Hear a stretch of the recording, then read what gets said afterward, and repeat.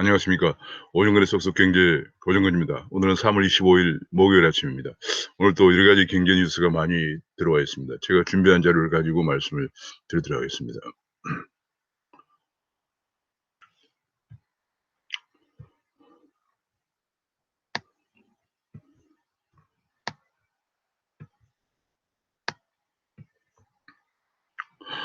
오정근의 쏙쏙 경제, 에 쏙쏙 들어가도록 경제 기사를 쉽게 전해드리는 명품 시대에서 3월 25일 아침 뉴스를 시작하겠습니다. 구독과 알림 설정을 부탁드립니다.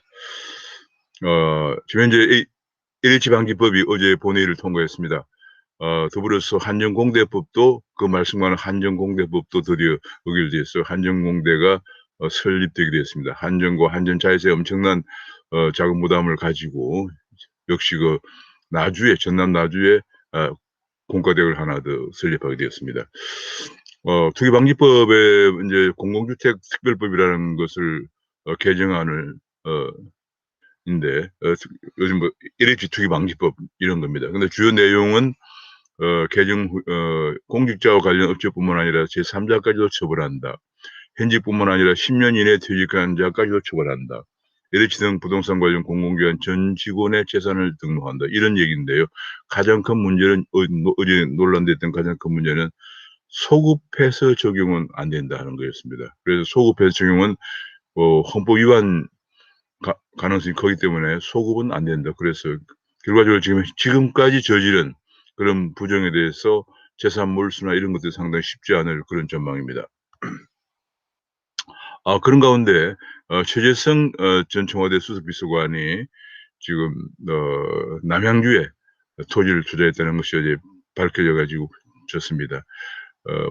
최 수석비서관은 청와대 정무수석 비서관, 최재성 청와대 정무수석 비서관 현재 청와대 정무수석 비서관이군요. 배우자가 퇴임 후에 최 수석이 퇴임 후에 실거주 목적으로 샀다 뭐 이런 얘기 하지만은 역시 투기라는 것에 대해서는 뭐 변명의 여지가 없는 것 같습니다.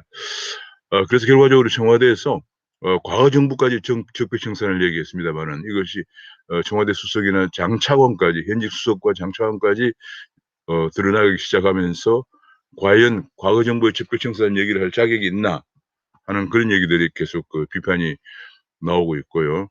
현재 그 외에도 신도시 투기 의혹의 수사 대상에 국회의원 3명이 더 포함되어 있다. 그런 얘기가 나오고 있습니다. 여야 의원 8명, 국정원 실장 등도 3기 신도시 땅이 있다. 그런 얘기고요. 세종시 의원들, 고속도로 인근의 국가산업단지에 나들목에 수억 원대 땅을 보유하고 있다. 그런 얘기가 나왔고요. 지자체장, 지방의회 의원도 신도시 땅을 갖고 있다.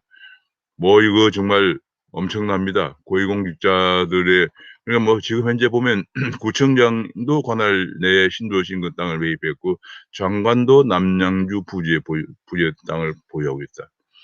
지금 이게 완전 복마전입니다. 그러니까 공기업품 H공사 투기로 해서 시작된 것이 들추면 들출수록 지금 관련 정치인들, 공직자들, 심지어 청와대까지, 장관까지, 국회의원까지, 지방의회 의원까지 들추면 들출수록 지금 복마전이 계속 터지고 있는 상황입니다. 그래서 이 문재인 정부의 그 신적폐가 완전히 지금 그야말로 골물 때려 골물 신적폐가 드러나고 있는 그런 상황인데 이걸 물타기하기 위해서 과거 정부까지 보자 이런 것은 어불성설이라는 그런 느낌이 듭니다.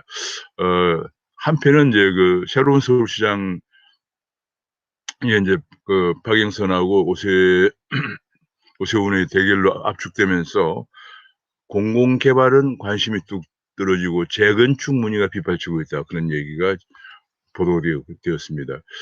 재난지원금 관련해서 결과적으로 농가에서 46만 농가에 대해서 농지가 0.5헥타르 미만 46만 농가에 30만 원씩 재난지원금을 지급하기로 여야 간에 합의를 하고 오늘 중앙정 예산을 처리한다고 합니다. 선거를 앞두고 있다지만 이런 졸속 충격은 없었다. 지금 며칠 전에도 말씀을 드린 적이 있습니다만은 거의 이런 추경 규모 해도 15조 원에 달하는 이런 추경 규모를 그리고 재난지원금은 그 20조가 넘는 이런 것들을 너무 졸속으로 선거 앞두고 처리해서 어제 심지어는 오늘 추경안이 통과돼야 이달 내로 4차 재난지원금을 지급할 수 있다는 여당 원내대표의 발언도 시작합니다. 그러니까 뭐 그냥 명백하게 그냥 4.7 보선을 앞두고 서두르는 모습을 뭐 역력히 드러냈습니다. 그러면서 우리 재정 건전성이 양호하다 이런 얘기를 계속하고 있는데 기축통화국과 비교하는 것은 무리고, 또 사실상 우리나라의 국가 채무라고 하는 개념은 선진국에서 하고 있는 광의의 국가 부채와는 완전히 다른 개념이기 때문에 굉장히 위험하다는 주장이 계속 나오고 있고요. 홍남기 부총리가 최장수 부총리로 기록이 될 전망입니다만, 여전히 이렇게 되면서 부채 1,000조의 국가 채무입니다. 정확하게 국가 채무인데 아마 그 기자도 논술위원이 채무와 부채를 약간 혼동하고 있는 것 같습니다. 국가 채무 1,000조의 최악 장관으로 기록이 될 것이다. 비록 최장수 재정장관으로 기록될 것이지만은, 그러나 국가 채무 1,000조를 기록하는 최악 장관으로 기록될 수밖에 없다, 그런 얘기입니다. 그래서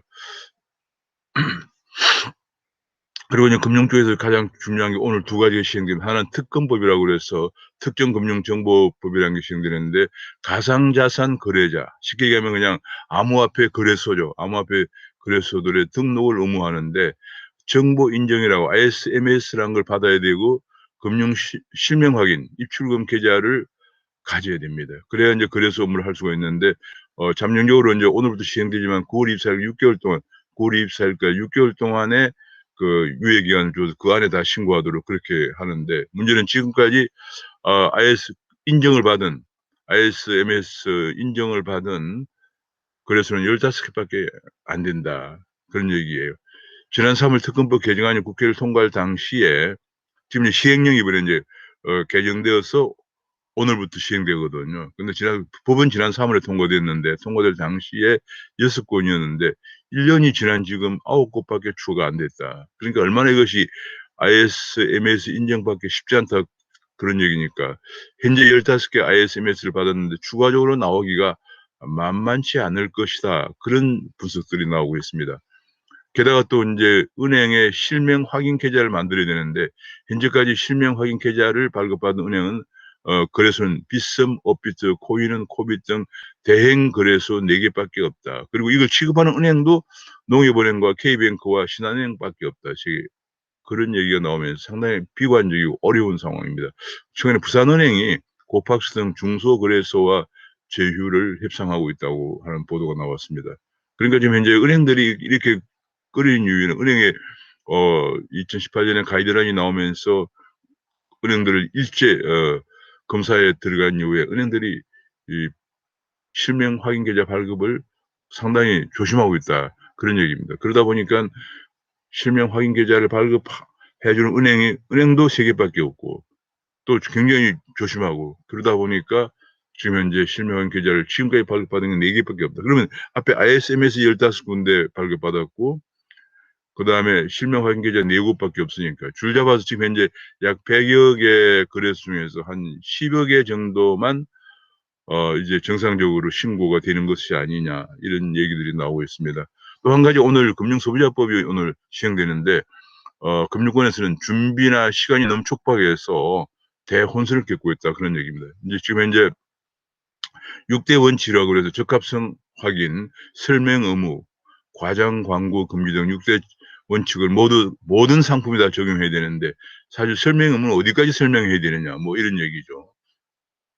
그다음에 소비자들은 권리를 강화해서 대출은 14일 이내 조건 없이 철회가 가능하다, 그런 얘기가 나오고, 위반할 때는 상품 판매액의 최대 50%, 판매한 직원에게도 최대 1억 원의 과태료를 부과할 수 있다, 이런 조항이 들어있기 때문에 지금 일선금융의 회사에서는 상품들이 대거 취소가 되면서 기존에 팔고 있던 상품들도 대거 취소가 되고 있습니다. 예를 들면 국민은행에서 스마트 텔레머신 입출금 통장 개설 서비스도 중단했습니다. 왜냐하면 설명을 만나서 해야 되는데 어디까지 해야 되는지 그렇게 하는 문제가 있고, 신한은행도 스마트 키오스크, 스마트 라운지 등을 서비스를 중단했습니다. 또 하나은행도 인공지능 로봇 어드바이저 서비스를 중단하고요. 우리은행도 키오스크 서비스의 기능 일부를 중단하고, 농협은행도 인공지능 로봇 어바이스 서비스를 중단했습니다. 그러니까 이게 지금 문제가 뭐냐면 이번에 금융소비자법이 상당히 정말 좀 세밀하게 계획되고 준비돼서 충분한 또 일선 금융기관에 금융회사에 준비할 시간을 줘서 이게 해야 되는데 또 금융당국에서도 굉장히 구체적이고 상세한 내용을 실칙을 정해서 해야 되는데 그러지 않다 보니까 이런 그 디지털화되는 금융 서비스가 대거 중단되고 있는 금융산업이 아날로그 시대로 거꾸로 가고 있는 그런 모습을 보이고 있어서 이게 논란이 굉장히 많이 제기되고 있습니다. 지금 반도체 쪽에서 전 세계적으로 지금 한국의 반도체가 상당히 세계를 리드해 오는 모습을 보였는데 지금 위기 상황을 가고 있는 것 같습니다. 반도체가 패권을 되찾겠다고 미국의 IT 공룡들이 역습을 하고 있습니다. 특히 미국의 인텔은 원래 반도체 핵심 칩을 생산하고 반도체 설계를 해온 업체인데 인텔이 파운드리 시장에 진출하겠다 하는 발표를 했습니다. 인텔이 파운드리 시장에 진출을 하게 되면서 22조 원을 투입해서 아리조나에 공장을 세운다. 근데 지금 문제는 아리조나에 바로 TSMC가 들어갔거든요. 지금 있는 공장도 있고 또 공장을 확충하고 있기 때문에 결과적으로 얼마 전에 바이든 정부가 밝혔던 미국, 대만, 일본의 반도체 동맹이 더 강화되는 그런 모습을 보이고 있습니다. 대만도 일본, 미국과 파운드리 공장을 증설하고 있고 올해 한 해만 해도 31조 원을 투자해서 파운드리 생산 능력을 증설하고 있는 그런 모습이고 유럽에서 2030년까지 180조 원을 투자해서 반도체 생산량의 전 세계 20%를 목표로 하고 있다. 그러니까 유럽이나 지금 미국이 반도체에 대해서 아시아 의존도를 줄이겠다 그런 얘기가 나오고 있고요. 중국도 반도체 굴기라고 그래서 파운드리 업체 집중 육성하겠다. 그다음에 선전에 있는 파운드리 신공장을 내년에 가동하겠다 이렇게 발표하면서 한국의 지금 반도체 업체가 사면초가에 몰리고 있는데 설상가상 우리는 삼성이 총수부재 상태이기 때문에 더욱더 위기를 느끼고 있습니다. 그래서 정말 한국 삼성은 갈 길이 멀다 투자에 발목을 잡고 있는데 뭐 20조, 30조 되는 큰 금액이기 때문에 총수 결단 없이는 힘든 그런 상황이죠. 지금 현재 반도체 슈퍼황 본꿈에서 깨야 할 때다 그런 얘기 나오고 다만 삼성전자와 SK하이닉스의 투톱은 충격을 받고 있지만은 미국이나 대만이나 일본에서 반도체 투자를 늘리기 때문에 장비주들이 상당히 반사이익으로 주가가 올라가고 있다. 그런 보도가 나왔습니다. 배터리 업체도 지금 유럽이 특히 이제 폭스바겐이 배터리 자립을 하겠다고 선언한 이후에 한국의 배터리 부분이 좀 불안한 모습이다. 그런 얘기가 나오고 있습니다. 유럽은 그래서 지금 현재 반도체와 배터리 면에서 앞으로 4차 산업혁명의 핵심 소재에 대해서 아시아의 의존도를 줄이겠다, 자립하겠다 이렇게 나오고 있는 상황입니다. 그런데 미국에서는 무슨 업데이트, 차가 이제 앞으로 전기차고 차가 완전히 전자제품이죠. 그렇게 전자제품화되면서 차를 자동으로 무선으로 업데이트하는 거. 이제 우리가 뭐 모바일폰 같은 것도 거의 모바일폰도 보면은 그냥 자동으로 업데이트가 많이 되죠. 여기 있는 여러 가지 그 프로그램 같은 게. 근데 앞으로 이제 전기차 중심으로 가기 때문에 이것을 무선 업데이트를 허용해야 되는데 미국도 다 허용하고 있는데 국내에서는 이것이 역시 아날로그식 규제 때문에 불법 서비스다. 그래서 이 규제가 신규수를 못 따라가고 있는 그런 모습을 빨리 시정해야 한다. 그런 지도가 나오고 있고요. 이런 면에서 반도체, 배터리, 또 전기차 등등 우리가 계속 아날로그식 규제가 너무 많아서 많은 데다가 미국이나 유럽이나 일본, 대만 등등이 계속 치솟아 오면서 IT 강국 한국의 위기 현금이 울리고 있다. 이런 보도가 나오고 있습니다. 그러다 보면 기업들은 믿을 건 현금뿐이다. 지금 계속 위기 상황이 전개되고 있고요. 앞으로 어떻게 될지 모르는 굉장히 더구나 미국에서 금리를 올리게 되면 돈이 빠져나갈 수도 있고 여러 가지 그런 상황 때문에 게다가 또 기업들이 투자할 수 있는 환경을 조성해 주지 않고 계속 규제를 하기 때문에 기업들이 믿을 건 현금뿐이다. 현금을 128조 원 쌓아두고 있는데 그 현금 자산 증가율이 2019년에는 1.25%인데 작년에 23%로 크게 증가했다. 그러니까 기업들이 지금 굉장히 사업 환경이 불확실한 거예요. 제가 며칠 전에 방송드린 것처럼 2019년에 우리나라 기업들이 해외에 나간 것만 해도 4,000개 기업이 70조 원을 해외에 투자하고 있는 상황입니다. 국내가 너무 반기업 정책과 친노조 정책만 밀어붙이기 때문에 기업들이 현금을 가지고 투자를 못하고 있는 상황이에요. 그것 때문에 일자리가 없어지고 있는 그런 안타까운 모습입니다. 그러면서 지금 현재 이커머스, 이번에 쿠팡의 그 미국 뉴욕 상장과 그다음에 시총 100조, 우리나라 다 단숨에 삼성전자 다음으로 2위까지 등극한 것에 대해서 굉장히 시장 국내 충격이 큰 것 같습니다. 지금 현재 이베이가 매물로 나오는데 롯데와 신세계가 서로 인수해서 그야말로 국내 이커머스의 강자로 등장하기 위해서 애를 쓰고 있다. 그런 얘기입니다. 정부 부처는 그래서 이제 지금 4차 산업혁명의 또 핵심적인 산업이 4차 산업혁명은 초연결 초지능 사회이기 때문에 초연결 바로 스마트폰이죠. 초연결. 그다음에 인공지능은 초지능이죠. 4차 산업혁명 핵심이 초연결 초지능 사회인데 그 초연결 초지능을 바탕으로 해서 플랫폼 사업이 4차 산업혁명에서 가장 중요한 산업인데 지금 부처 간에 서로 규제를 겹겹이 남발하고 있다. 그런 얘기입니다. 뭐 예를 들면 온라인 플랫폼 공정화 법안, 그다음에 데이터 기본법, 영상지능 기본법, 전자상거래법, 전자금융거래법 이런 것들 전부 다 플랫폼을 규제하는 법안들인데 전부 다 부처 간에 서로 파워를 가지려고 오히려 정말 올바른 방향으로 경쟁하지 않고 규제를 더 강화하기 위한 경쟁을 하고 있다. 이런 안타까운 기사가 떴습니다. 제조업들이 너무 지금 정말 원가가 너무 올라가 인건비도 또 이번에도 최저임금 또 올린다고 하고 그다음에 임금 또 전기료도 올린다고 그러고 뭐 여러 가지로 지금 탈원전 정책 때문에 전기료가 올라가서 전기료도 올라간다고 그러고 지금 정말 게다가 또 반기업 정책, 친노조 정책을 강화되니까 울고 싶은 제조업이다. 이런 기사도 나왔습니다. 암호화폐에서 지금 암호화폐가 어제 올랐습니다. 어제 2.6% 비트코인이 올라서 6,600만 원을 기록하고 있거든요. 그리고 이더리움은 어제 200만 원을 기록했습니다. 어제 그것도 1.1% 올랐습니다. 일론 머스크가 깜짝 트윗으로 테슬라 살 때 비트코인은 오케이다. 이런 것 때문에 미국에서 좀 올랐는데, 비트코인이 한때 56,000달러까지 올라갔는데, 다시 제가 아침에 조사해 보니까 54,000달러까지 떨어졌어요. 이게 급격히 반등해서 아마 반등에 따른 매물이 차익 실현 매물이 나오고 있는 것 같습니다. 이주열 하는 총재가 한국에도 하반기에 CBDC 중앙은행 디지털 화폐를 파일럿을 가동하겠다는 발표를 했습니다. 코스피가 3,000선이 붕괴됐습니다. 붕괴돼서 아슬아슬하게 2,900대를 유지하고 있는데요.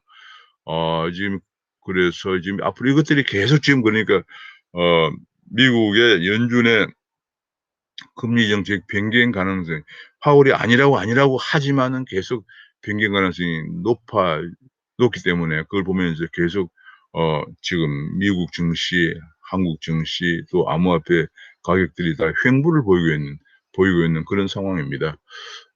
그러면서 삼성발 5G 수주가 낭보가 전해지면서 5G 관련 통신 장비주가 올라가고 있는 그런 모습을 보이고 있습니다.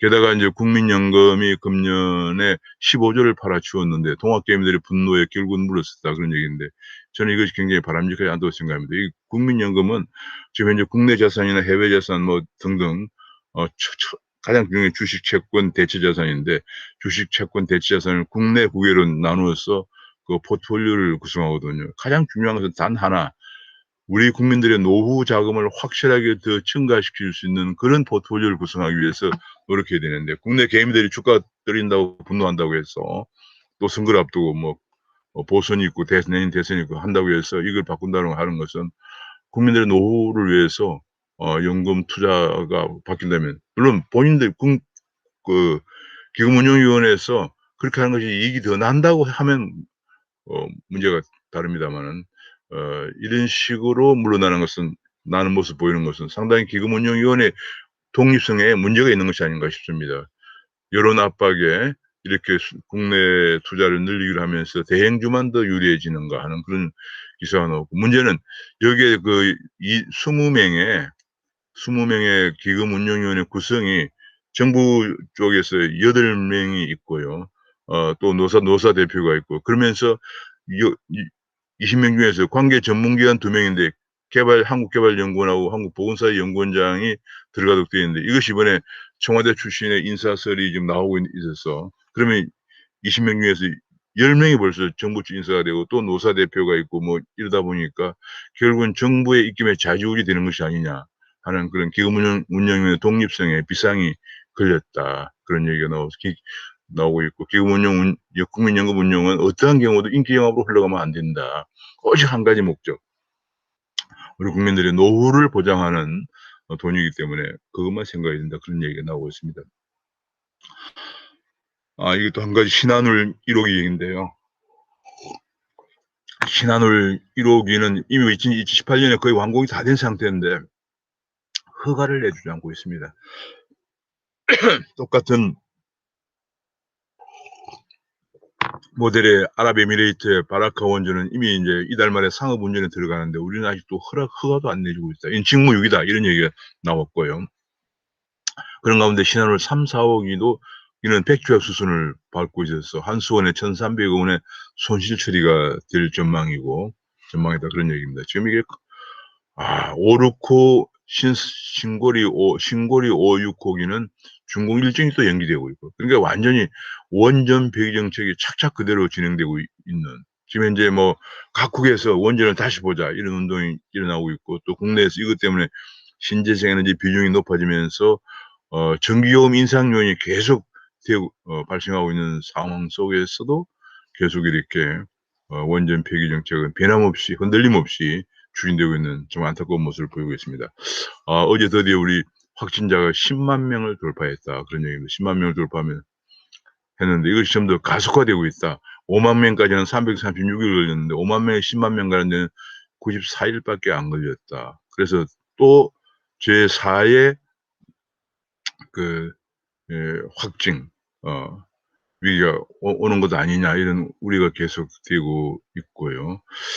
그런 가운데 우리 지금 백신 확보가 늦어져서 지금 정말 11월까지 우리 국민들 집단 감염이 집단 면역이 될 것인가 하는 그런 우려가 제기되고 있는 가운데, 우리가 확보했던 지금 아스트라제네카에 대해서 맞겠다고 하는 사람이 처음에 한 90%에서 아스트라제네카 문제가 계속 드러나면서 60%, 70%를 밑돌고 있다. 희망자의 비율이. 그런 보도가 나와서 안타까움을 더해주고 있습니다. 오늘은 여기까지 말씀드리도록 하겠습니다. 감사합니다.